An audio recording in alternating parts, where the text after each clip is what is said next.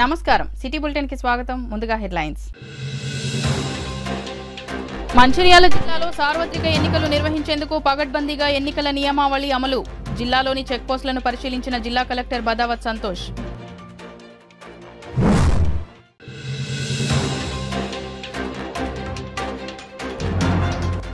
కాజీపేట మండల కేకేఓసీలో నిర్వాసితుల గృహ నిర్మాణ పనుల్లో జాప్యం లేకుండా నాణ్యతతో చేపట్టాలి తెలంగాణ జనసమితి అధ్యక్షులు కోదండరాం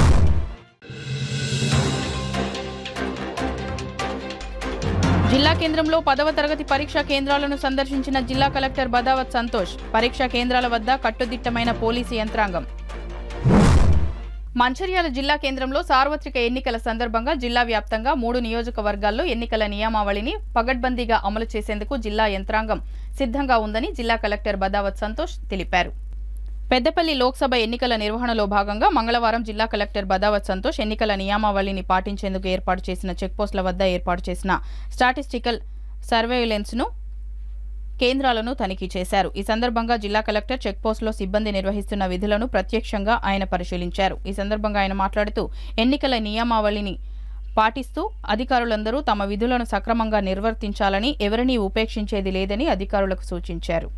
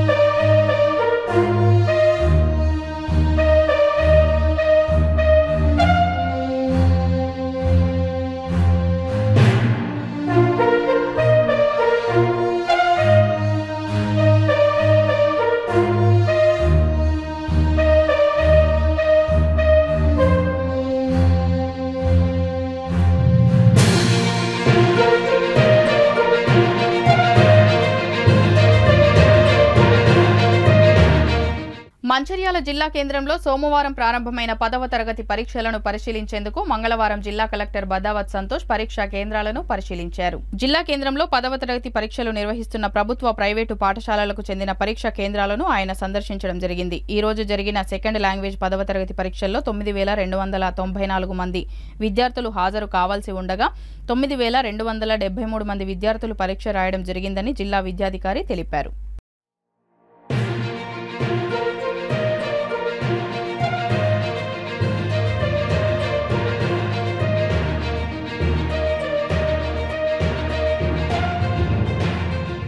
మంచిర్యాలకు చెందిన వివేకానంద పాలిటెక్నిక్ కళాశాల యాజమాన్యం తరగతులు నిర్వహించకుండా విద్యార్థుల జీవితంతో చెలగాటమాడుతుందని, తమకు న్యాయం చేయాలని కళాశాల విద్యార్థులు డిమాండ్ చేశారు. కళాశాల మేనేజ్మెంట్లో ఒక్కరైనా పట్టణానికి చెందిన లిటిల్ ఫ్లవర్స్ ఉన్నత పాఠశాల కరెస్పాండెంట్ సిద్ధయ్య నివాసమైన పట్టణంలోని లిటిల్ ఫ్లవర్స్ ఉన్నత పాఠశాల వద్ద మంగళవారం కళాశాల విద్యార్థులు తమకు న్యాయం చేయాల్సిందిగా ఆందోళన నిర్వహిస్తూ న్యాయం చేయాలని నినాదాలు చేశారు. ఈ సందర్భంగా వారు మాట్లాడుతూ రానున్న మరో నెలలో తమకు సెమిస్టర్ పరీక్షలు ఉన్నాయని, గత 3 నెలలుగా తమకు ఎలాంటి తరగతులు నిర్వహించడం లేదని, కళాశాలలను సైతం మూసివేస్తున్నట్లు తెలిపారు. దీంతో తమ భవిష్యత్తు అగమ్య గోచరంగా మారిందని, ఈ పరిస్థితుల్లో తాము వేరే కళాశాలలో సైతం చేరలేని స్థితిలో ఉన్నామని ఆవేదన వ్యక్తం చేశారు. కళాశాలను యథావిధిగా నిర్వహిస్తూ తమకు న్యాయం చేయాలని జిల్లా కలెక్టర్ దృష్టికి తీసుకువెళ్లిన స్పందన కరువైందని వాపోయారు. ఇదే విషయమై కళాశాల యాజమాన్యాన్ని ప్రశ్నించిన వారి నుండి సమాధానం లేదని, ఎన్నిసార్లు ఫోన్ చేసినా స్పందించడం లేదని తెలిపారు. ఈ విషయమై కళాశాల మేనేజ్మెంట్లో ఒకరైన లిటిల్ ఫ్లవర్స్ ఉన్నత పాఠశాల కరెస్పాండెంట్ సిద్ధయ్యను అడుగుదామని నేడు వారి నివాసమైన లిటిల్ ఫ్లవర్స్ పాఠశాలకు రావడం జరిగిందన్నారు. కానీ పాఠశాల ప్రిన్సిపల్ సిద్ధయ్య సతీమణి రమ కళాశాలకు మాకు ఎటువంటి సంబంధం లేదని తెలుపుతూ, విద్యార్థులమని చూడకుండా తాము ఎంత మర్యాదగా మాట్లాడినా ఆమె మాత్రం తమపై దురుసుగా మాట్లాడటంతో పాటు తమను పాఠశాల ఆవరణ నుండి వెళ్లిపోవాలని, లేని పక్షంలో కేసు నమోదు చేయిస్తామని బెదిరింపులకు పాల్పడుతుందన్నారు. ప్రభుత్వ సంబంధిత అధికారులు, ప్రజా ప్రతినిధులు స్పందించి తమకు న్యాయం చేయాల్సిందిగా కోరారు. ఈ విషయమై పాఠశాల కరెస్పాండెంట్ సిద్ధయ్యను వివరణ కోరగా ఆయన ముందుగా నాకు కళాశాలకు ఎలాంటి సంబంధం లేదని తెలుపుతూనే మరలా తనతో పాటు 5 పార్ట్నర్స్ ఉన్నారని, ఇక్కడ ఆందోళన చేసినట్లు అక్కడ ఎందుకు చేయడం లేదని ప్రశ్నించారు. గత 9 సంవత్సరాలుగా తాను ఆ కళాశాలకు వెళ్లలేదని, కళాశాల ఇబ్బందులు ఉండగా విద్యార్థుల భవిష్యత్తును దృష్టిలో పెట్టుకుని కళాశాల కమిటీలో ఒక్కరైన నరసింగరావు పిలుపు మేరకు కొన్ని నెలల క్రితం కళాశాలకు వెళ్లగా మరలా గత 3 నెలల నుండి తాను వెళ్లడం లేదని వివరించారు. పాఠశాల కమిటీలో తనకు ఎలాంటి బాధ్యతలు లేవని, కనీసం కమిటీ సభ్యుని సైతం కానని, అలాంటప్పుడు కళాశాలకు తనకేం సంబంధమని, విద్యార్థులు వారి తల్లిదండ్రులకు ఏమైనా ఇబ్బందులు ఉంటే చట్టరీత్యా ముందుకు వెళ్లాలని సూచించారు. విద్యార్థులు తెలిసి తెలియక తనపై ఆరోపణలు చేస్తూ పాఠశాలకు రావడం జరిగిందన్నారు. ఇదే విధంగా తనపై, తన పాఠశాలపై ఆరోపణలు చేస్తే చట్టరీత్యా వారిపై చర్యలు తీసుకోవడం జరుగుతుందని తెలిపారు.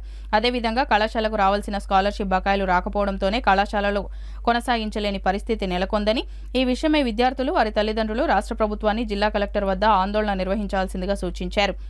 రాష్ట్ర ప్రభుత్వం స్కాలర్షిప్ బకాయిలు చెల్లించకపోవడంతో కళాశాల భవనానికి అద్దె చెల్లించలేదని, సదరు భవన యాజమాన్యం భవనాన్ని కాల్చి వేయాల్సిందిగా రాష్ట్ర ప్రభుత్వం స్కాలర్షిప్ బకాయిలు చెల్లించకపోవడంతో కళాశాల భవనానికి అద్దె చెల్లించలేదని, సదరు భవన యాజమాన్యం భవనాన్ని ఖాళీ చేయాలంటున్నారని, అదేవిధంగా ఫ్యాకల్టీకి జీతాలు సైతం చెల్లించడం లేదని అన్నారు.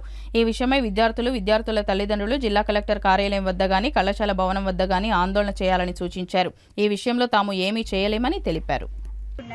ఇప్పుడు కాలేజ్ రన్ కాదు అని మాకు చెప్తున్నారు. అయితే కౌన్సిలింగ్తోని మేము వచ్చినాం. మళ్ళీ ఇంకొకటి ఏంటంటే మేనేజ్మెంట్లో నరసింగరావు సార్, సిద్ధయ్య సార్ వాళ్ళు ఉన్నారు. ఇప్పుడు తను రెస్పాండ్ అయ్యిండు నరసింగరావు సార్, ఈయనతో మాట్లాడదామని ఇక్కడికి వచ్చినాం. కానీ ఆ మేడం కొంచెం రూడ్గా మాట్లాడుతుంది. ఎట్లా అంటే మీ గెట్ అవుట్ అనుకుంటా ఏదేదో అంటుంది. ఆన్సర్ కోసం మేము వస్తే తను బాగా రేజ్ అవుతుంది. 3 years చదివించుకుంటారన్నారు కానీ ఏం చదివించుకోవట్లేదు. కాలేజ్ క్లోజ్ చేస్తా. కాలేజ్ మంత్ ఎగ్జామ్స్ ఉన్నాయి. ఇప్పుడు ఫ్యాకల్టీ మా క్లాసెస్ చెప్తలేరు. అందుకోసం ప్రాబ్లమ్స్ సొల్యూషన్ కావాలని వచ్చినాం. అదే ఇక్కడికి ఎందుకు ఇక్కడ స్పెసిఫిక్ వాళ్ళ వైఫ్ కూడా ఇక్కడనే ఉంది. బట్ ఇక్కడ వీళ్ళ వైఫ్ దగ్గరకు వస్తే తను రూడ్ గా మాట్లాడుతుంది. యాజ్ ఎ స్టూడెంట్స్ గా మేము ఎంత మంచిగా మాట్లాడిన తను గెటప్ ఫ్రమ్ దిస్ స్కూల్ అనేసి పంపించేసింది. చెంప వాళ్ళ కొడతా అది ఇది అని బ్యాడ్గా రూడ్గా బిహేవ్ చేస్తుంది మ్యామ్. బట్ మాకు ఇప్పుడు సెమిస్టర్ ఉంది. సిద్ధయ్య సార్ కూడా ఏం రెస్పాన్స్ ఇవ్వట్లేదు. టీచర్స్ క్లాస్కి సరే ఫ్యాకల్టీస్ కూడా లేరు, కనీసం ఒక్క ఫ్యాకల్టీ కూడా లేదు, రన్ను కూడా చేస్తలేరు. కలెక్టర్కి కూడా ఇన్ఫార్మ్ చేసినాం, వాళ్ళు కూడా ఏం రెస్పాన్స్ ఇస్తలేరు. ఇక్కడికి వస్తే వీళ్ళు రూడ్గా మాట్లాడుతున్నారు. అసలు వీళ్ళ స్కూల్కి ఎవ్వరు రాలేదు.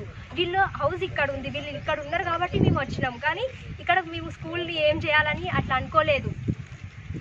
ఒక ఆన్సర్ కావాలని మేము ఇక్కడికి వచ్చినాం. ఇప్పుడు మేము వేరే కాలేజ్కి పోదామన్నా కానీ మమ్మల్ని ఎవరు తీసుకోరు. ఎందుకు అని అంటే వాళ్ళ దగ్గర సీట్స్ లేవు, వాళ్ళు తీసుకోరు. అయినా ఎక్కడైనా మాకే లాస్ కదా. ఇప్పుడు సెకండ్ ఇయర్స్ అంటే ఏదైనా ఉంటాయి కావచ్చు సీట్స్, కానీ థర్డ్ ఇయర్స్కి ఫైనల్ ఇయర్స్కి అయితే ఉండవు కదా.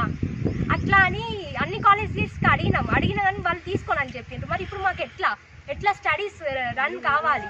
సెమ్ ఎగ్జామ్స్ ఉన్నాయి, మాకేం ఫ్యాకల్టీస్ లేరు. స్కాలర్స్ వాళ్ళు ఇప్పుడు వాళ్ళే ఫీజు కట్టాలంట. వాళ్ళు ఎట్లా కడతారు? వాళ్ళకి టీచర్స్ మనీ ఇవ్వాలంట. మేము ఎట్లా ఇస్తాం? మేము ఎట్లా ఫీజు కడతాం? మంచిర్యాల జిల్లా కేంద్రంలో కాశీపేట మండలంలోని కేకేఓసీలో ముంపుకు గురైన దుబ్బగూడెం R&R కాలనీని తెలంగాణ జనసమితి అధ్యక్షులు కోదండరాం సందర్శించి సింగరేణి యాజమాన్యం చేపడుతున్న కాలనీలో గృహ నిర్మాణ పనులను సోమవారం సాయంత్రం ఆయన పరిశీలించారు. ఈ సందర్భంగా కోదండరాం మాట్లాడుతూ సింగరేణి యాజమాన్యం చేపడుతున్న గృహ నిర్మాణ పనులు మెరుగ్గా చేపడుతున్నారని, అది చాలా అభినందనీయమైనప్పటికీ పనులలో తీవ్ర జాప్యం జరుగుతున్నట్లు పేర్కొన్నారు. గత సంవత్సరం వర్షాకాలంలో నిర్వాసితుల 6 ఇండ్లు కూలిపోవడం జరిగిందని అన్నారు. దాంతో ప్రజలు చాలా ఇబ్బందులు ఎదుర్కొంటున్నారని ఆయన తెలిపారు. ఇప్పటికైనా ఆలస్యం చేయకుండా R&R కాలనీలో నాణ్యతతో కూడిన గృహ నిర్మాణాలు వీలైనంత తొందరగా నిర్మించి ఇవ్వాలని కోరారు. ఇక్కడి నిర్వాసితులకు ఉద్యోగ అవకాశాలు కల్పించాలని ఆయన కోరారు. కాలనీలో ప్రార్థన మందిరాలు మరియు కళ్యాణ మండపం నిర్మించి అన్ని సౌకర్యాలు కల్పించాలని సూచించారు. ఈ కార్యక్రమంలో జనసమితి రాష్ట్ర ఆర్గనైజింగ్ సెక్రటరీ బాబన్న, జిల్లా అధ్యక్షులు రామచందర్ రెడ్డి, ప్రధాన కార్యదర్శి గోనెల శ్రీనివాస్, విద్యార్థి విభాగం జిల్లా అధ్యక్షులు బచ్చలి ప్రవీణ్, సిరాజ్, అచ్యుతరావు, వెంకటసాయి, R&R కమిటీ సభ్యులు బూరుగుపల్లి రమేష్, దుర్గం శ్రీనివాస్, నాగపూరి శ్రీనివాస్ తదితరులు పాల్గొన్నారు. కేకేఓసీ గనిలో భాగంగా నిర్వాసితులైపోయినటువంటి గ్రామాలకు ఇక్కడ R&R పాలసీ ప్రకారం వాళ్ళు గృహ నిర్మాణం చేయటం చాలా బాగుంది. మొట్టమొదటిసారి నా అనుకోవటం అయితే ఒక పాలసీ అనే దాన్ని సింగరేణి తీసుకోవటం, అమలు చేయటం జరుగుతుంది. అది సంతోషదాయకమైన, ఇలా చాలా కీలకమైన విషయం ఏంటంటే ఈ కాలనీకి సంబంధించి ఇప్పటికే చాలా జాప్యం జరిగింది.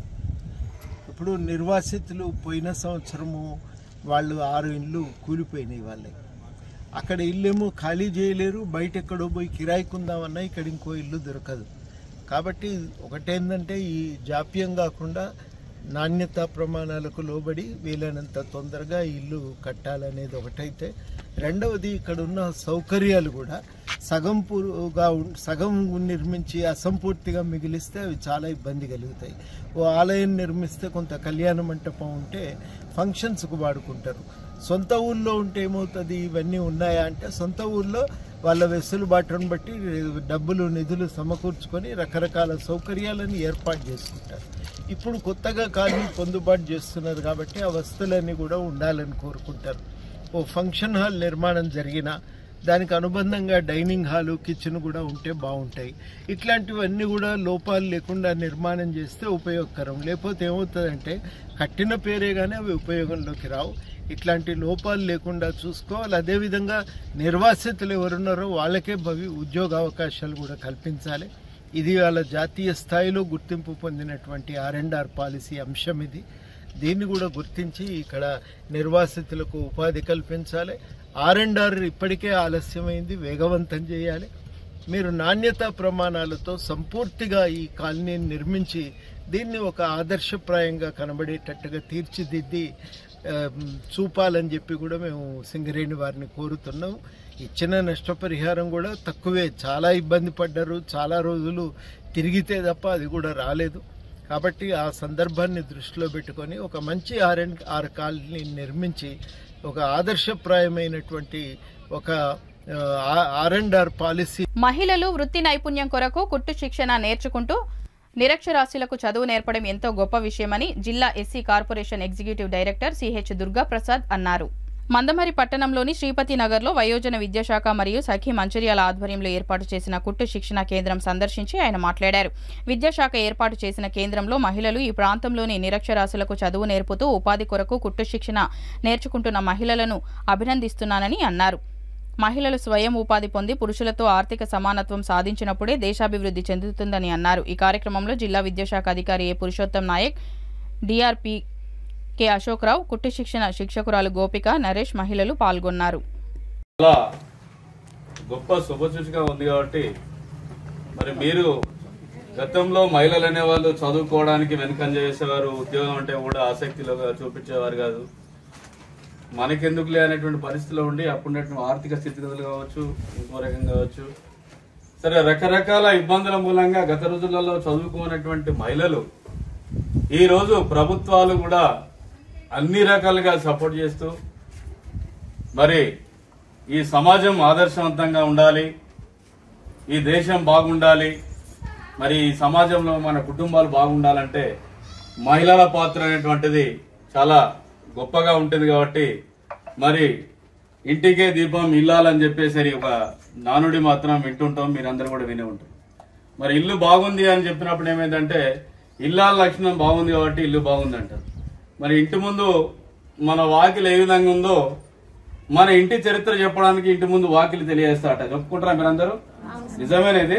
అంటే ఇంటి ముందు కనుక మీరు చక్కగా మీరు నీళ్లు వేసి తర్వాత ఊడ్సేసి ముగ్గులేసి ఎంత అందంగా అయితే తీర్చిదిద్దుకుంటారో మీ ఇంటి గుమ్మం ముందున్నటువంటి మంచిర్యాల జిల్లా బెల్లంపల్లి మున్సిపల్ కమిషనర్ ఆధ్వర్యంలో డివైడర్పై ఇబ్బందికరంగా పెట్టిన ఫ్లెక్సీలను, స్టాండ్లను, దుకాణాల ముందు మోరి దాటి కట్టిన షెడ్లు, పెట్టిన స్టాండ్ను తొలగించారు. మున్సిపల్ కమిషనర్ మల్లారెడ్డి మాట్లాడారు. ఇష్టానుసారంగా స్టాండ్స్, ఫ్లెక్సీలు పెట్టడం వల్ల అనేక ప్రమాదాలు చోటు చేసుకుంటున్నాయని, నిన్న కూడా ఒక అమ్మాయి ప్రమాదానికి గురైందన్నారు. మీడియా ద్వారా వచ్చిన వార్తలు, జిల్లా పాలనాధికారి ఆదేశాల మేరకు ప్రజలకు ఇబ్బందికరంగా ఉన్న వాటిని తొలగించామన్నారు. వ్యాపారస్తులు, దుకాణదారులు మున్సిపల్ నియమాలు పాటించాలని, లేని ఎడల వారిపై చట్టపరమైన చర్యలు తీసుకోవడం జరుగుతుందన్నారు. ఈ కార్యక్రమంలో మున్సిపల్ అధికారులు, సిబ్బంది పాల్గొన్నారు. పట్టణంలో ఎన్క్రోచ్మెంట్ వలన చాలా యాక్సిడెంట్స్ జరిగినాయి. జిల్లా కలెక్టర్ గారు తర్వాత ఈ వార్తాపత్రికల ద్వారా రావడం జరిగింది. నిన్న కూడా ఒక పాపకు యాక్సిడెంట్ అయింది, అంతకుముందు ఒక బైక్ అతనికి యాక్సిడెంట్ అయింది. జిల్లా కలెక్టర్ ఆదేశాల ప్రకారం మొత్తము ఎన్క్రోచ్మెంట్స్ అయితే వాళ్ళకైతే ఏది ఉందో మోరీ బయటనే పెట్టుకోమని చెప్పి చేసుకోమంటున్నాం. మోరీ యువతలు వస్తే పబ్లిక్ యాక్సిడెంట్ అవుతున్నాయి. ఏదైనా కూడా వాళ్ళ బిజినెస్ కూడా మోరీ అవతలనే పెట్టుకోవాల్సిందిగా పురపాలక సంఘం బెల్లంపల్లి గారి తరఫున విజ్ఞప్తి చేస్తున్నాం. ప్రజలందరూ కూడా, ప్రజాప్రతినిధులు, ప్రజలు కానీ, వార్తాపత్రికల వీళ్ళందరూ కూడా పురపాలక సంఘానికి సహకరించవలసిందిగా కోరినాయి. వీళ్ళకు చెప్పడం జరుగుతుంది. తర్వాత వాళ్ళకు చట్టపరమైన చర్యలు తీసుకోబడుతున్నది. ఎందుకంటే వాళ్ళకి ఫైన్ వేస్తాం, ఫైన్ తర్వాత కూడా కోర్టు కూడా పంపించడం. ఎందుకంటే ప్రజల కోసమే చేస్తున్నాం కాబట్టి ప్రజలందరూ. మంచిర్యాల జిల్లా చెన్నూరు పట్టణంలోని సాయిరాం ఫంక్షన్ హాల్లో ఉచిత నేత్ర వైద్య చికిత్స శిబిరం నిర్వహించడం జరిగింది. రేకుర్తి కంటి ఆసుపత్రి, కరీంనగర్ మరియు గర్మిల్లా లయన్స్ క్లబ్ మంచిర్యాల వారు సంయుక్తంగా నిర్వహించిన ఈ శిబిరంలో 350 మంది తమ పేరు నమోదు చేసుకుని బీపీ, షుగర్ పరీక్షలు నిర్వహించిన అనంతరం రేకుర్తి కంటి ఆసుపత్రి ప్రతినిధి సిహెచ్ ప్రభాకర్ రావు, స్థానిక డాక్టర్ భాస్కర్ రెడ్డి, ఇలియాస్ కంటి పరీక్షలు నిర్వహించి 185 మంది రేకుర్తి ఆసుపత్రికి కంటి ఆపరేషన్ కోసం పంపించడానికి అర్హత పొందారని ప్రకటించారు. ఈ రోజు మొదటి విడతగా 35 మందిని రేకుర్తి బస్సు ద్వారా పంపించడం జరిగిందని గర్మిల్లా లయన్స్ క్లబ్ అధ్యక్షులు లయన్ మోదుపురం వెంకటేశ్వర్, ఎంజేఎఫ్ తెలియజేశారు. ఈ కార్యక్రమంలో గర్మిల్లా లయన్స్ క్లబ్ కోశాధికారి లయన్ శంకర్లింగం, సామాజిక కార్యకర్తలు జాడి తిరుపతి, గర్రెపల్లి వెంకట నర్సయ్య, నిమ్మల సాగర్, రమేష్, రవీందర్, మోహన్, మహేశ్వర్, నాగేశ్వర్, వెంకటేష్, స్థానిక ఆర్ఎంపీ వైద్యులు మహేష్, సంపత్, ఆశా సిబ్బంది తదితరులు పాల్గొన్నారు. ప్రజలందరూ సుభిక్షంగా ఉండాలని లోక కళ్యాణార్థం కర్ణాటక రాష్ట్రం ఉడిపికి చెందిన 70 సంవత్సరాల వయసుకు చెందిన లక్ష్మీపతి స్వామి ఉడిపి నుంచి అయోధ్యకు పాదయాత్రగా బయలుదేరగా మంగళవారం మధ్యాహ్నం 3 గంటలకు ఆసిఫాబాద్ జిల్లాకు చేరుకున్నారు. ఈ సందర్భంగా ఆయనను ఆసిఫాబాద్ జిల్లా బీజేపీ నాయకులు కాండ్రే విశాల్, గణేష్, శ్రావణ్ గౌడ్లు పూలమాలలతో ఘనంగా స్వాగతం పలికారు. ఈ సందర్భంగా లక్ష్మీపతి స్వామి మాట్లాడుతూ లోక కళ్యాణార్థం 2016లో ఉడిపి నుంచి పాదయాత్రగా అయోధ్యకు బయలుదేరడం జరిగిందన్నారు. ఇప్పటి వరకు కర్ణాటక, తమిళనాడు, కేరళ, ఆంధ్రప్రదేశ్ మీదుగా తెలంగాణ రాష్ట్రంలో పాదయాత్ర చేపట్టడం జరుగుతుందన్నారు. మహారాష్ట్ర మీదుగా అయోధ్యకు వెళ్లనున్నట్లు ఆయన పేర్కొన్నారు. రోజుకు 30 కిలోమీటర్ల మేర తన పాదయాత్ర కొనసాగుతుందని, ఇప్పటి వరకు 20,000 కిలోమీటర్ల పాదయాత్ర పూర్తయిందని అన్నారు. మరో 3 నెలల్లో అయోధ్యకు చేరుకుంటానని స్వామీజీ తెలిపారు. నా పేరు లక్ష్మీపతి స్వామిజీ. ఉడిపి వచ్చాను, కర్ణాటక దక్షిణ కన్నడ జిల్లా. రోజు 30 నడుస్తాను. పాదయాత్ర హిందూ సనాతన పాదయాత్ర. ఎందుకంటే మొత్తం ప్రపంచంలో అందరూ బాగున్నారు, దేవుడిని అడగాల. నాది సంకల్పం. అది రోజు 30 నడుస్తాను. 2016 నుంచి ఇప్పటి వరకు 7 రాష్ట్రాలు చూసి వచ్చాను. ఇప్పుడు ఈ ఊరి నుంచి మళ్ళీ ఇది అయోధ్య వచ్చాను. దాని సంకల్పం, అదే నా ఉద్దేశం. ఈరోజు వచ్చి విషయాలు కలిశాను, మీ అందరూ కలిశాను, దేవుని అడుగుతాను, రాముని ఆశీర్వాదం అందరికీ ఉంటారు. ఇదే మా ఉద్దేశం. ఈ ఊరు అస్మాబాద్ వచ్చాను. అందరూ గుడి చూసి ఇప్పుడు ఇంటింటి అయోధ్య పోవాలంటే 3 నెలలు పట్టింది మాకు. ఇంకా 12,200 కిలోమీటర్లు ఉన్నాయి. రోజు 30 కిలోమీటర్లు, మొత్తం 3 నెలలు పడుతుంది పోవాలంటే. దేవుడు ఉన్నారు, మానవ రూపంలో ఏ రూపం రావచ్చు దేవుడిని అడగాల.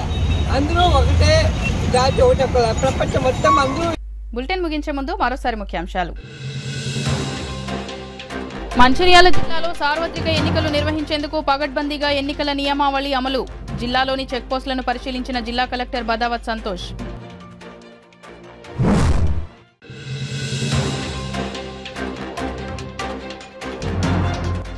కాజీపేట మండల కేకేఓసీలో నిర్వాసితుల గృహ నిర్మాణ పనుల్లో జాప్యం లేకుండా నాణ్యతతో చేపట్టాలి. తెలంగాణ జనసమితి అధ్యక్షులు కోదండరాం.